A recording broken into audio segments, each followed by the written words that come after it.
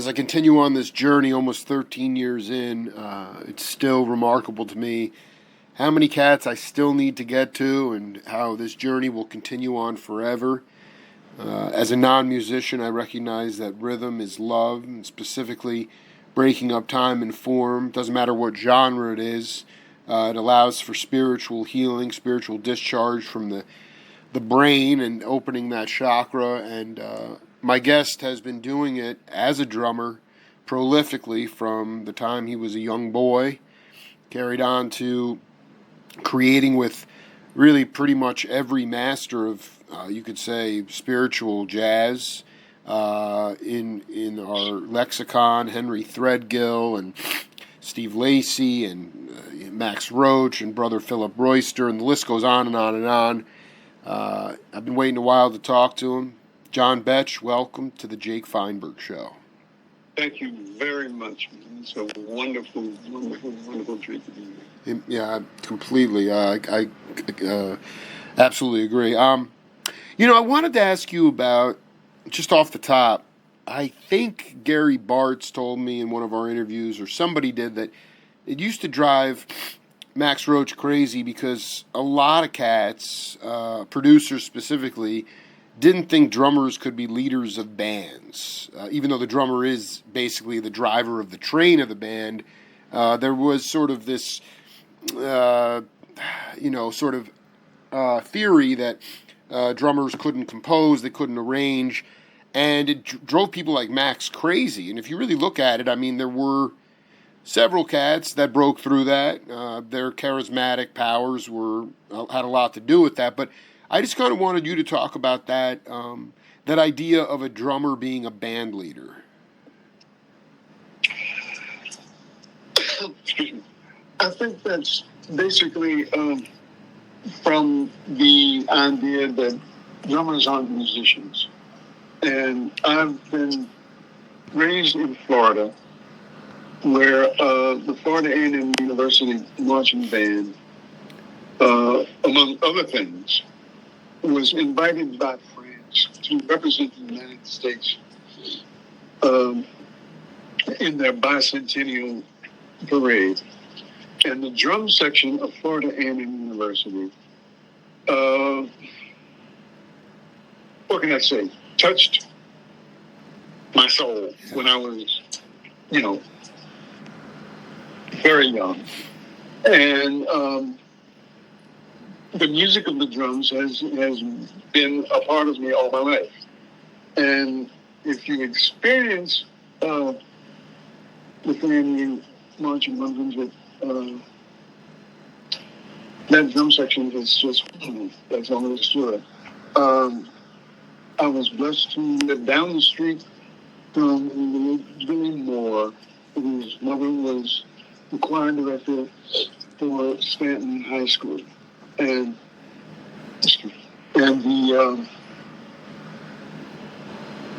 the level of musicality, let me say it that way, the level of musicality of the area that I grew up in. My mother was a church organist. My older sister was a gifted soprano singer and pianist. And then we had an adopted sister who was also grandfather called her Southpaw because she was left-handed. Pianist and vocalist in our mother's church choir. And the idea of drums being musical is just stupid, because I mean,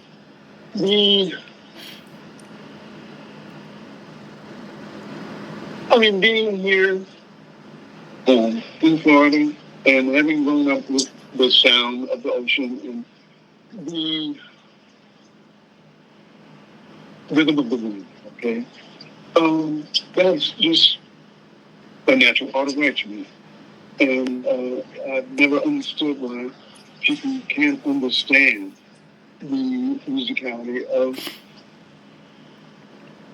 rhythmic instruments. I've just never really understood that. Let me ask you, John, just because of your heritage and your family going back through the diaspora from the motherland to the States, I just wonder if you think that, I don't want to be overly simplistic, but we know that the drum was seen as a major threat to the European, people that settled, quote unquote, settled here, and and so the idea that the drums were clearly a language. You go back to Congo Square. It really freaked out a lot of cats that didn't understand. Well, they recognized the power of the drum. And I wonder if that has more to do with the idea, especially I'm going back to, 60, 70, 80, 90 years ago, just the idea of saying we can't let those drums become too musical. We cannot highlight these cats because this is an enlightening, whether it's calfskin heads or whatever you're playing, bongos, congas, it wakes people up. Exactly. And I was reminded, most recently of the concept of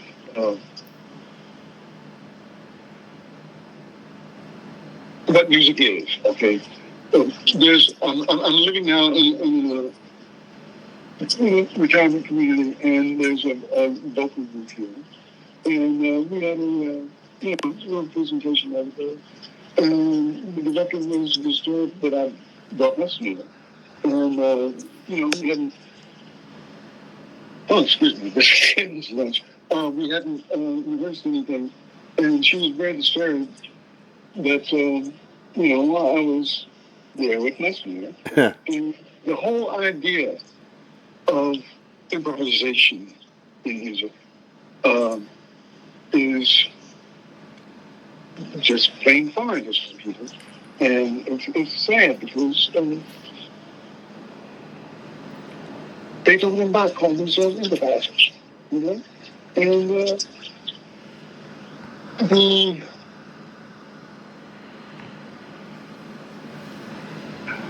I see it partially financially. When people can't write something down and cash in on it, they're disturbed. Right. And the idea of improvising something is just a foreign idea to many people. So, unfortunately, I understand that concept. Yeah. What can I say? I fight it all the time. But that's just a part of our American life here. And I say our American life because having lived in Europe, for many years, I've seen how people relate to improvised music. And it's just, to coin a phrase, natural. I love it. And it's just really tragic, really, to come home at your NE and find out that people are really retarded in terms of the nature of music, and it's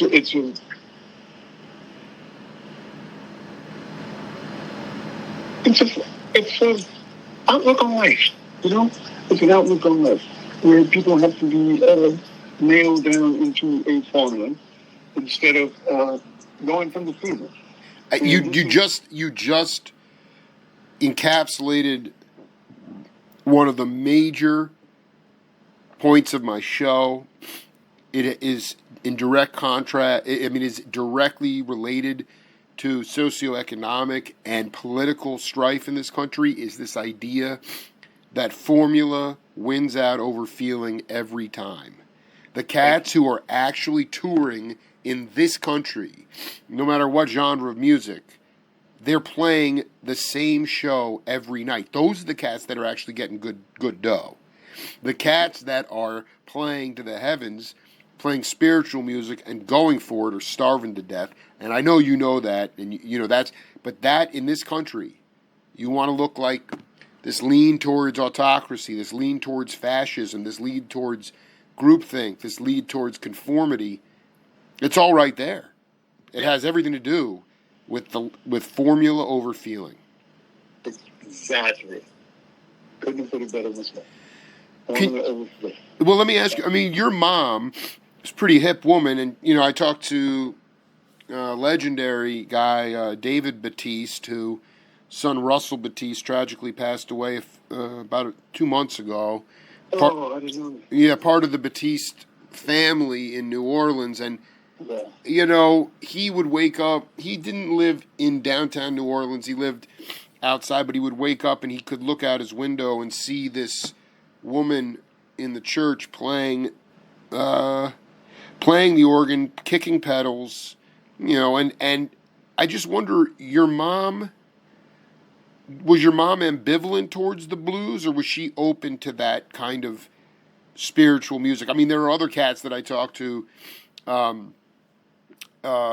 who grew up, especially in, you know, people of color, they grew up in houses where the parents considered it. Well, I was just hanging out with, of course, brother Philip Royster, and he's talking about Charles Stepney, and he said Charles was just like the filthiest bebop player ever, and he was amazing, and his parents wanted nothing to do with him because he was playing that devil's music of jazz. But can you talk about how your mom specifically, how open-minded she was, if she was, in relation to jazz and blues?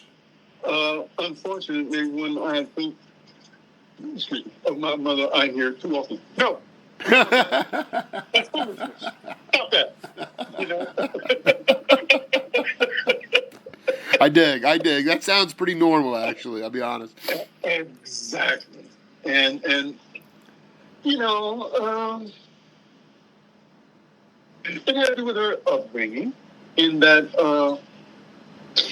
the improvisatory, is that a word? Improvisatory, yeah, improvisatory, absolutely. Aspect of music and life was frowned upon because it scared people. Right. It just got out scared people. How do you do that? And it's about letting your feelings go instead of being terrorized or whatever other term you want to use, instead of just going for the feelings. And that scares people. That scares. And of course, having a gifted operatic soprano as my sister, who was a gifted pianist also, to do anything off the paper was just not allowed. Right. And it was severely frowned upon. And unfortunately, that attitude, that attitude is strong today. I have to say that was, I believe, part of the whole hippie movement. You know, when people related to the feelings instead of whatever you want to call it. Was she coming from like more of a Mahalia Jackson, like spiritual kind of place? No. She was coming from her grandfather is, to this day, there's a stained glass portrait of, we call him Papa, of my great-grandfather, Aaron Lewis, in Mount Annie Church. And so, you know, it was almost like we had God in the family. and don't mess around. Just don't mess around. And that was the way she was brought up. Right. Right. And tried to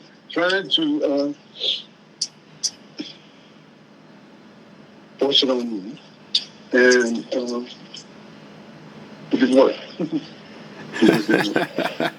So she was. Can you talk about, even though you were safe and she took care of you and there was definitely love, like, were you? Can you talk about like a seminal moment when John Betsch like snuck out to on the Chitlin circuit where the floorboards were flying around and people? I'm just curious about if it was considered a no-no in your house. There just were. That Chitlin circuit was very strong in Florida. In fact, I think he's a little bit older than you, but I do know down there at the time, and eventually him and Nat eventually taught there, was Cannonball was down there.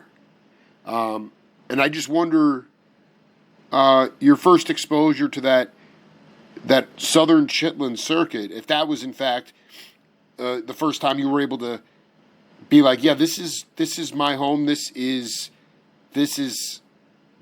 I found my people. But excuse me, the Alley Brothers were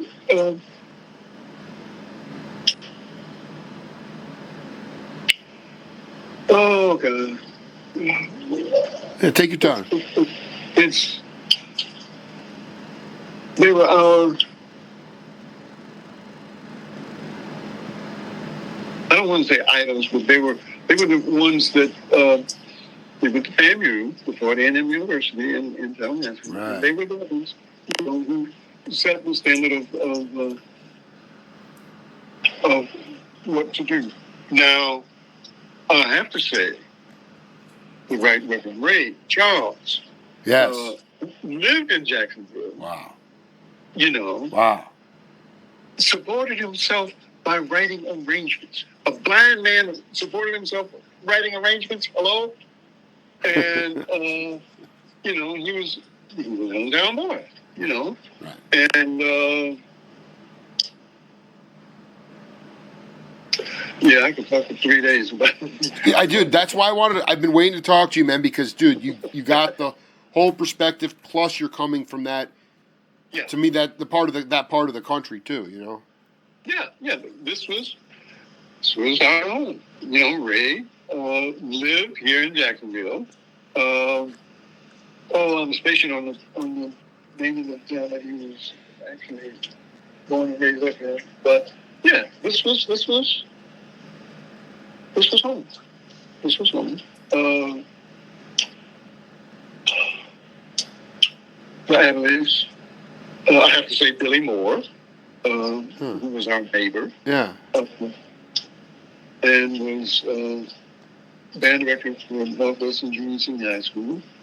When he left that job, he went with Ray Charles. And this was. I don't like that Chitlin circuit phrase, although it's very, very, very real. Yes. What would you prefer? I mean, I bastardized language. To me, it was a circuit where, musicians could actually, they were actually gigs, Yeah. Yeah. Oh, yeah. Yeah. Oh, yeah. And there was, and everything's so hijacked now. There was just a circuit, period. Right. It was just a circuit. Sure. Yeah. Where people work and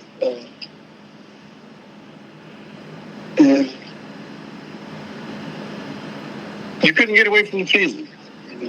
You couldn't get away from that feeling because it was just everywhere. It was just a natural part of life. And that was it. That was just it. people nod up their head and just felt it, period. Just felt it. And anything else, oh, that ain't it. Right, exactly. Yeah. Did you get a chance? It's funny. I interviewed a couple times the late great Charles Neville, and he was in a band that went on a circuit, Jack's Fiesta Club in Tampa. But Earl Palmer was in some of these groups. Right. All the bebop players, as you know, Train, Cannon, Sonny, Alan Toussaint. They all walked the bar before they played bebop. They were playing honk. They were honking. Can you talk about a seminal? Did you ever catch any of those cats? You were probably a little bit younger than them, but can you talk about a seminal moment of just? Not only was I younger, but my mother sent me to school in Connecticut to be an Episcopal priest. Whoa. Can't get Whoa. more squeaky than that, Wow. And,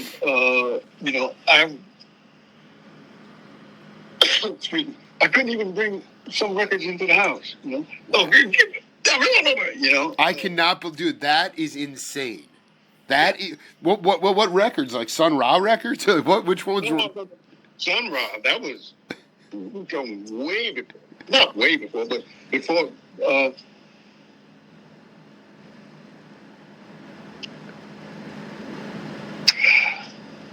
mother and I made peace when she could, relate to and bob her head with Ray Charles. Right. But Billie Holiday was a bit much. Yeah. Okay. I dig. Because Ray was at the church and Mama played church and all. Right. They had church organ, but Billie Holiday was a bit much. That was a bit much.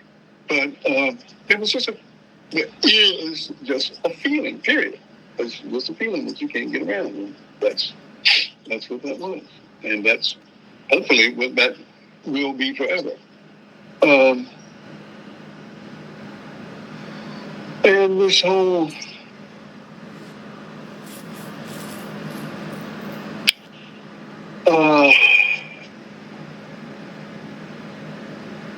other feeling of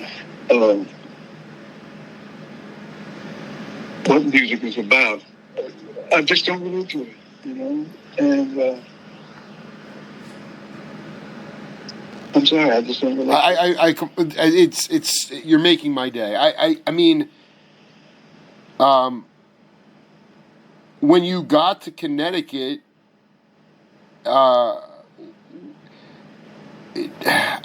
did you wind up? I remember. Were you? What was the nearest biggest city to you?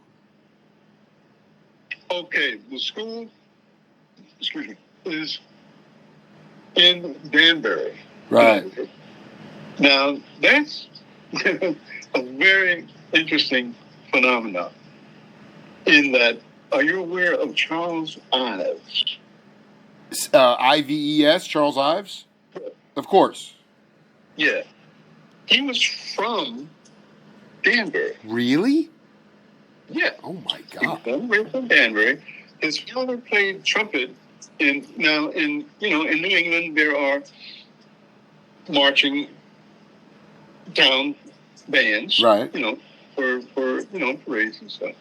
And Charles's father played trumpet in one of these bands, based in Danbury. And then Charles would be standing on the sidewalk, and the band would go by and play a song. And right behind him would be another song. We'd have another band. And little Charles, standing on the sidewalk, heard these two different bands playing two different keys. And he said, yeah, like that. The only reason he wasn't put out of the Yale Music School for writing what we now call polytonality, right. 2 and 3 different keys, was because he was a star baseball pitcher. So you're blowing me away right now. It blows me away when I think of that. Wow. They couldn't afford to lose him. He was throwing a split finger fastball. They couldn't afford to lose him. Exactly. Yeah. Exactly. Now the really phenomenal thing. He got out of Yale Music School, and he said, if I'm going to deal with this music, I need to get him a job. So he became an insurance man. My great-grandfather, our mother's grandfather, was A.L. Lewis, who was an insurance man, the first black millionaire in the state of Florida. And, insurance was it, And Charles became a millionaire with the insurance business. Wow. Holy cow. Yeah. Now, what's really hysterical to me, he married a woman who was the town sweetheart. She was the preacher's daughter and the town beauty. Everybody was in love with her. And she went for the guy with the weird music who just happened to be a millionaire. And her name, ready? Yep. Was Harmony. Perfect. Right? Yeah. So it just made perfect sense to me, that he would marry a woman named Harmony and be writing polytonality before it was taught in conservatories, et cetera, et cetera, et cetera. And that was the history of that evolution of music, And it just cracked me up that he was from Danbury.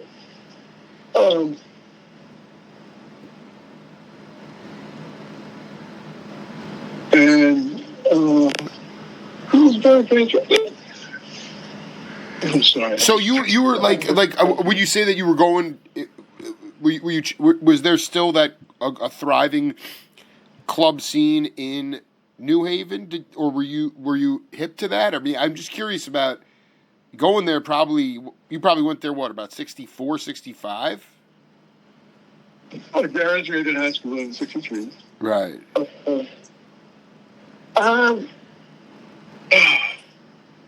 Didn't become aware of that scene until I left there, because I was supposed to be concentrating on right minister, sure. All of that. And I don't believe there was that serious a club scene in terms of how we relate to club music now, Right. The stomp down, the coin of phrase, funk of the music wasn't really happening there. And that was somewhere else. In Connecticut, and still does have somewhat of a music scene. But no, I wasn't. When go ahead. I wasn't supposed to be aware of that. That was really my point. Is like how you. I mean, you weren't supposed to be aware of it, yet it was the only thing that mattered. The feeling was what counts. Exactly. Is there? Yeah, go ahead. You're walking down the street and say, "Oh," yeah. and you just do something and say, "Oh yeah, okay." Well, okay, thank you. Yeah. Wow. But in Connecticut, it wasn't. As far as I know, because I was wasn't that, lack of a better phrase, funky. Wasn't that funky. You had to with punk, which it's weird when the word punk, you know. And now you understand the concept of and that, you know, soloism connected. Wow. I don't think I knew that. You know? Yeah. And yeah, that was that. Yeah. You know, that was that. And it developed, and we hold really well. But yeah, it's been so commercialized. And, Well, we're not going to go to the dark side right now. What I want to say. So was there. This is just important for younger cats who are going to hear this today, tomorrow, 50 years from now. It's just, when did you just, like, in terms of being beholden to priesthood, when did you, can you talk about when you, maybe an opportunity came along to play music that you knew was the right kind of music, and you basically said to your mom, I'm not going to continue down this road? Yeah. It was back my senior year in high school. I sat down in the later and it said, there's another JC in the and Coltrane.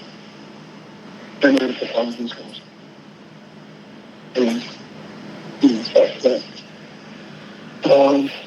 John, can you talk into the phone a little bit closer? I don't want to miss what you're saying. I'm sorry. Yeah.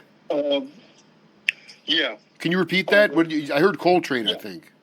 I wrote a letter to my mother. Yes. And I said, I'm sorry, but there's another JC in my life, and his name is John Coltrane. Holy cow, dude. He looks like us. You know? Wow. And she, of course, well, you know. Yeah, I'm sure she was like, what are you talking about? Exactly. Yeah. Exactly. She liked to call it foolishness. Foolishness, John. Yeah. But, yeah, that was that. And she sent me a fist where my beloved Sister Janetta, she and Dr. Martin Luther King both went to college at 15. Went to college at age 15. And Boo was accepted for Fisk at age 15. And our father passed. And, you know, Mama sent her to Oberlin in Ohio, where our older sister was. Right. And that was that. But, yeah. Oh man, so many images. So she was like, stop the foolishness, and you're like, no, actually, this JC is my compass, and yeah. And then at that point she moved you to Fisk. Actually, after that. Right. Because it was my senior year in high school that I really wrote her that letter. Wow. And yeah. But yeah, you know, she did her best to discourage me. No, seriously. No, I dig, man. I'm sorry. I can't comfortably say my sister joined that off because Dad ain't going to bougie, you know, so she's boo to me. But we went to visit in Chicago, where she was in graduate school at Northwestern, and we went to the Sutherland Lounge. Wow. To see Max Roach. Wow. And you know, Gene Ammons, local hero, legend. Was the first band. And after Gene said, Mama said, okay, that's it. We just got to go to school in the morning. Let's go. And I was had to die. But, you know, Mama had laid down the road. And it's really strange sometimes, the way fate works. Who went to Northwestern, got her PhD, blah, blah, blah, blah, blah, blah, and ended up teaching at the University of Massachusetts at Amherst on the same faculty as Max Roach and Archie Shepp. You know? Hold on a second. Your sister was at grad school in Northwest? Yeah. She winds up. Your mom says you see Jug, you see Max, or first said you didn't even see it. You didn't. He was the headliner, and she was like, "We're out of here." Yeah. So you guys leave, and then within a year or two, your sister's on, or is this later on? Like, when did she actually? Yeah.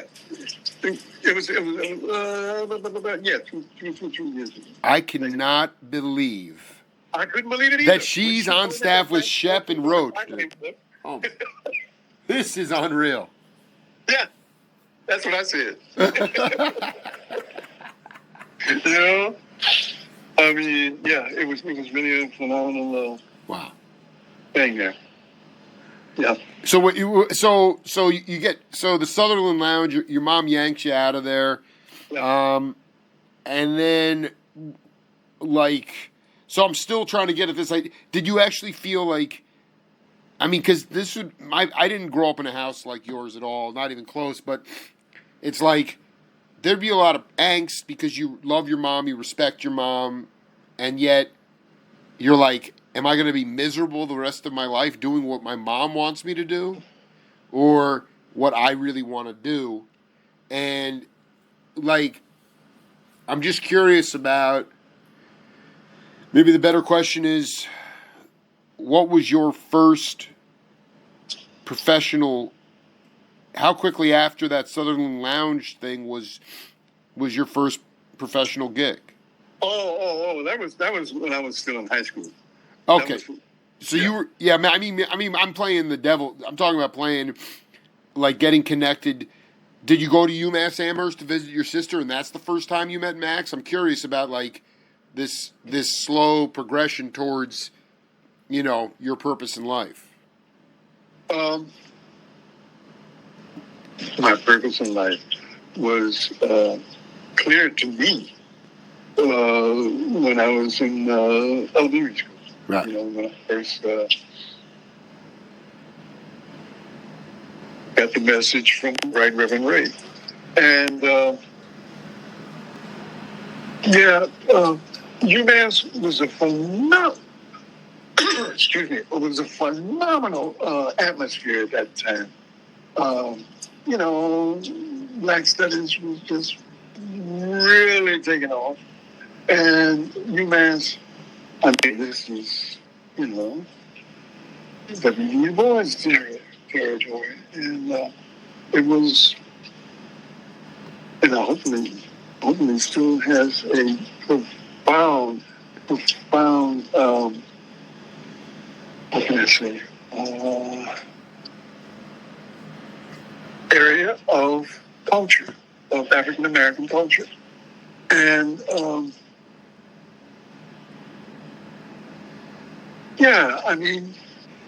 Max Roach was also on the faculty. The faculty was frightening.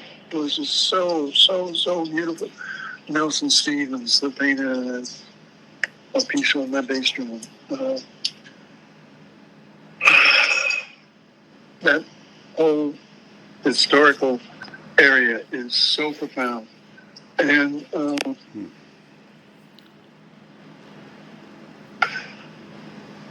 luckily, it's not that far from New York. That's right.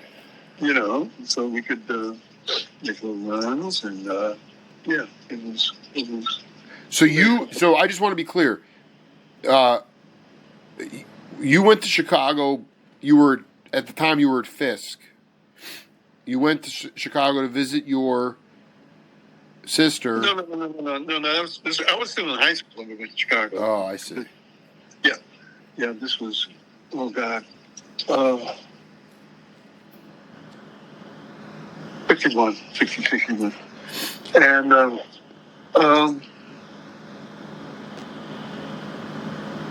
excuse me. Yeah, Chicago. No, that's a whole nother issue. Chicago is a whole nother issue. And when I eventually found myself in the New York musical scene, Yeah. it was at the same time that a lot of the ACM people were going to New York from Chicago. So, yeah, that was... You're talking about like Famadou, Don Moy, and Joseph Jarman and those cats? Exactly. Wow. Calafrucia. Yeah. We were all there on the lower east side together. Yeah. Wait, did you... So were you hip to that community center known as the East? Oh, man, please. Please, Yeah. dude, to me, that was like... I mean, they were handing out... They were trying to cook... They were trying to give out healthy food, diapers for families. But then I remember Famadou in our interview, he talked about, like, they'd be playing... Arts Ensemble of Chicago would be playing there. Yeah. Oh, yeah. Oh, my God. Yeah, it was... excuse me. It was a phenomenal period. I've joked with a friend that there was a place called the Tin Palace. Oh, yeah. You know, and the Tin Palace was sort of like 52nd Street. You know, really, man. No, I know. Like Pharaoh would play there with Tuskegee Munoz and stuff. It was a crazy place. Say that again? Like I know the Tin Palace because it was so 52nd Street because, you know, like Exactly. Pharaoh Sanders would play there with Tuskegee Munoz. You know, it was very free. You know. Yeah. It was a phenomenal period. Well, the Lower East Side was, first of all, where half of us lived. You know, Everybody lived. You're talking. I just want to get a date on this. You're talking like 69, 68? Exactly. Yeah. Exactly. All right. Exactly. Yeah. Oh boy, it was incredible. I moved 10th Street between, I used to call it Crazy and Death. Between C and D. I could walk from my loft on 10th Street and just go straight across. Past, oh God, I'm sorry. The Ten Towers. Sam Rivers' Studio Ripley was up the street. That's right. Yuma Sultan had a place, I think. Oh God. Like Juma Studio A or Sultan. something. I don't know. Oh, Juma Sultan. Juma, yeah. Oh boy, Juma's. Well, first of all, you have to understand, Juma was in the original Jimi Hendrix band of Gypsy. Absolutely. I interviewed him. He unbelievable cat, man. Unbelievable cat, man! Yeah. It was so. Is so.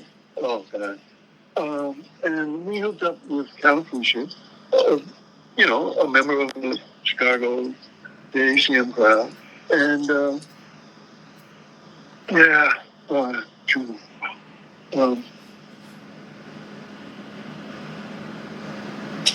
Calafrucia and Juma and I did the Berlin Festival. Whoa. Yeah. And, Whoa. It was that whole area. Physical area, the Lower East Side, but that whole spiritual area was very, very, very profound. And Can you go a little bit deeper about the spirit, especially with the East, how they were trying to educate, and ultimately how the music played a role in the levels of consciousness within that community? I wish I had spent more time at these and could really say, Right. That's all right. specifically. But yeah.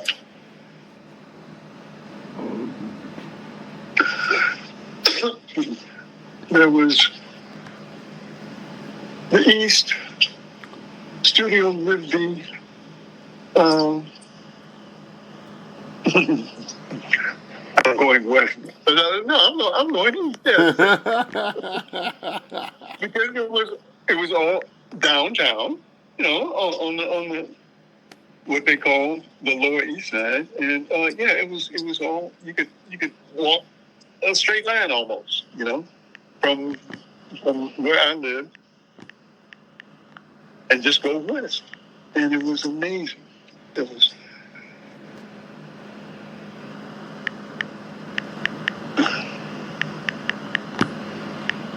Okay. The 10 Palace, Studio Griffin,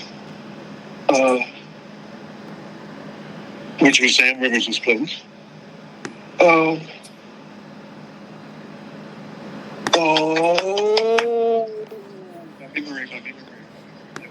My memory. I want to read this to you. This is from my interview with Juma.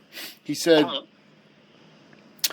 He said, after Jimmy died, I was living on the Lower East Side of Manhattan. We had a place called Studio We, where I worked with the Community Music Project. Yes. We used to rehearse and have school and produce concerts. We tried to fit in music any way we could. On Fridays, we would have concerts on the 6th floor. That's where I got to know Archie Shepp. He was looking for other rhythms, so he hired me to play on Attica Blues. Pretty deep. I mean, you're telling me that was the half note still there? Because clearly, it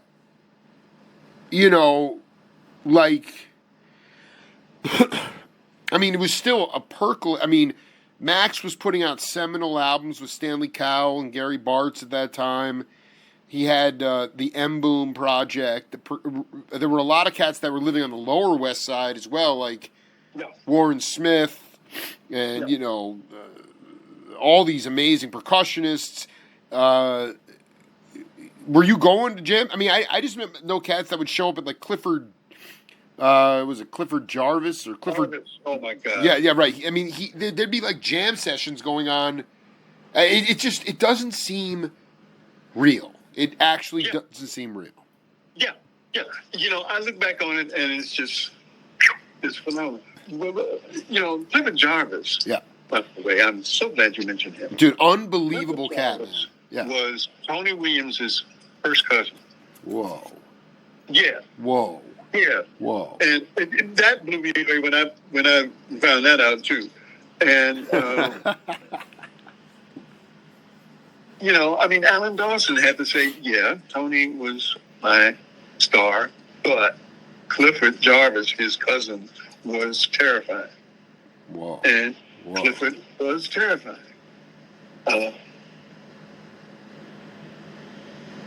Yeah. He was just a monster player. Because I'm curious. It does say in your bio that you had a cup of coffee or at least spent some time at Berkeley, and at the time, right in that 70, 71 era, I just remember Mike Knock, the piano player, who also lived down on the Lower East Side. He was at Berkeley with Sam Rivers, and I believe Tony Williams. I think, if I'm remembering that correctly. Were you? Excuse me. I miss Tony in that part of town and that area of time. But yeah, Tony had already lived and gone with Miles actually. Right. But yeah, that whole era was just, oh man, it was just so deep and so beautiful. Did Beaver Harris have a workshop down there? Physical workshop. I don't even know. It doesn't seem possible that this much talent was all in this one area. That's right. It doesn't seem possible, but it really was that deep, and it was incredible. You'd just be walking down the street and Open the Beaver, Sam Rivers. Sam, Studio Rigby. Studio, I'm looking at it right here, dude. And also another place called Ladies Fort. Oh, God, yes, the ladies' foot. Yeah, Schofield used to go there, dude. He was checking out all the cats, trying to play free, you know? Who? John Schofield. Oh, man, everybody. Yeah. Everybody would. That era and that area were just phenomenal. Can you, just put your poetry hat on for a minute, going back to this idea of painting on the kit and playing melodically and but for younger generations, or just younger cats, I mean, everyone was living on brown rice. The cost of living, it's ridiculous to think that a loft cost $160 a month or something. I mean, it was insane. Thank you. So, I mean, some of that stuff is, I just wanted you to talk about the spirit of that community and what it meant to you, and ultimately, even with the cost of living today, which is outrageous, and even with sort of this, because I mean, I don't want to get too off on a tangent, but it's like, I mean, at the time, you talk about black studies and poetry and social justice. None of it was pretty, but it was thriving in the late 60s and early 70s. Today, it's very disparate. It's separated. And, there's just not a roster of leaders that is necessary to lead the movement. It's just very stratified and spread out.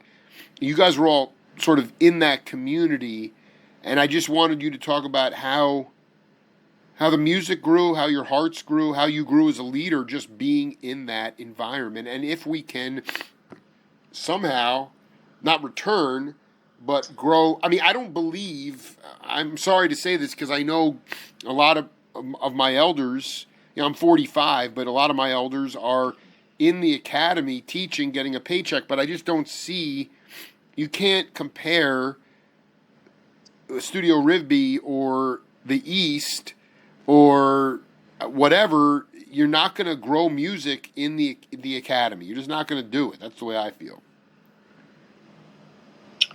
There is now an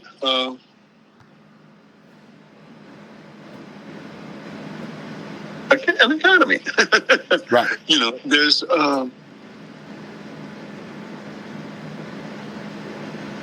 there are musical departments in universities. Right. Where before it was just folks living their lives. Right, they were living the music. Exactly. Yeah, I love it. Living the music. They weren't getting graded on stuff. Exactly. Weren't getting graded. It was just the way things were. Yeah. We're trying to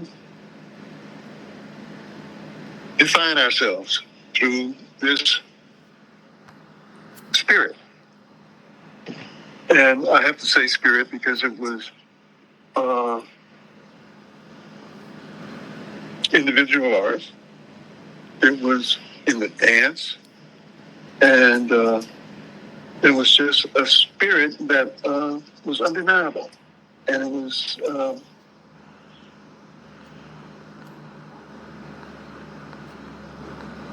very, very strong.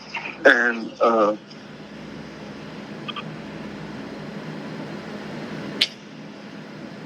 there were, I was blessed to be called by Henry Redfield and to be associated with him. It was very strange to be in that part of town with air, because Steve McCall and I both played Black Rogers drums. Steve McCall, dude. Holy cow. I would look at him, and it was like he was left-handed, you know? Right. So I would look at him, and it was like I was looking in a mirror. Because there he'd be Yeah, I dig. with Fred Hawkins, you know, and Henry, and it was just phenomenal. And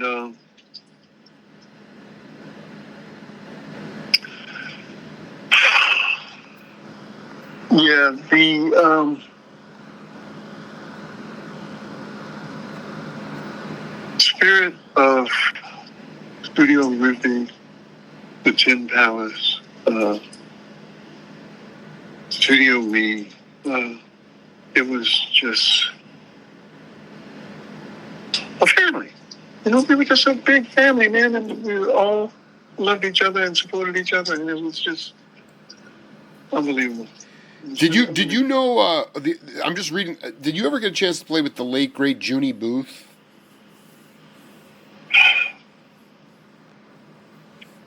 Oh man, Because he's talking about J.C. Moses was another mentor down there. oh God, yeah. I didn't get to spend as much time with J.C. Moses, but Junie Booth, my God, yeah. This is really important. This is actually like a theory-based question, and you know, you can riff on it any way you want. But when you're playing with Steve McCall, and you're playing like to the heavens, that's the other part of like spiritual music is like, you know, when you have the rudiments in place, you know what the feeling is, and then you drop the bar lines. You know, like it just becomes one just complete palette of sound. Yeah. And that to me is the magic of that time. Because how did you guys get into that zone? Would you open gigs with just 15 minutes of percussion? To me, like that's those are the things that you hear stories about.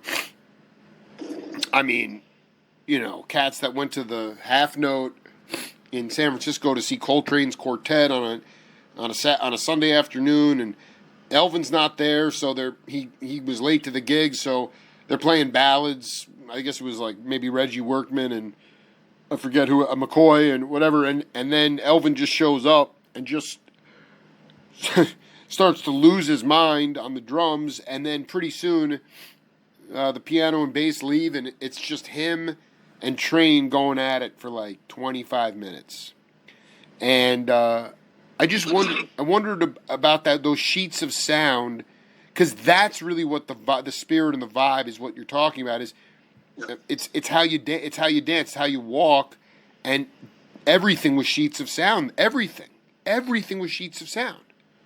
Part of it had to do with just homage to Coltrane. He passed in '67, and there was a long line of cats there, but so many other people were still there and just doing it. And how do you get to that level? How did you guys did you set the table to play that kind of music of sheets of sound? Work hard. but it wasn't like necessarily intellectual work. It wasn't like facility or chops or look at me. It was some kind of spirit work. Exactly. Reggie Workman was the first bassist, first of all, with the Coltrane Quartet, and Reggie was part of the UMass congregation also. So I got to spend a little time with him, and we did some amazing things with with Mal Waldron. Oh my God! Is any of this on record or tape? Yeah.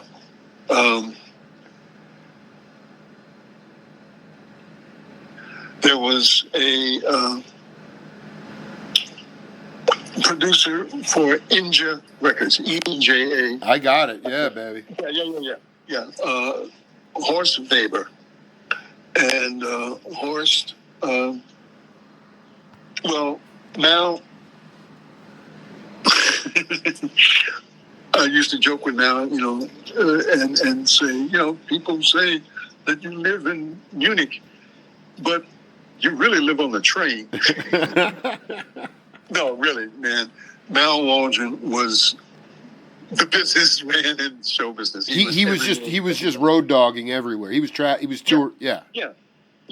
And his aura, his musical aura, was so wide and so open that he fit with everybody. Right. Oh, and it was really wonderful. I was blessed to be on several things with him that just were phenomenal. I put it together with Jim Pepper. We're gonna have to listen, man. We haven't even gotten. We're gonna have to do. Can we do set 2 in a couple days? I mean, because we just burned through 61 minutes and we just scratched the surface. Yeah. This was heavy. Is that cool? All right. I'll circle back later this week and we'll sneak in another set here. But that, John, I know I was going way back in the lineage here, but I just, you're just one of those examples of somebody within the lineage who was touched by the masters, and you shared that knowledge. You have more to share, and my hope is that cats will become inspired to be themselves just by hearing some of this stuff. So it was just a great honor to finally connect with you. Thank you, man. And that's a very good place to quit right there with Jim Pepper. And Mal. Jim Pepper, dude, and Mal. I mean that that's it, man. That's the grail right there. Yeah. All right, my man. I'll call you in a couple days. Beautiful. Thank you. Take care, sir. Very much. All right. Bye. See ya. Bye.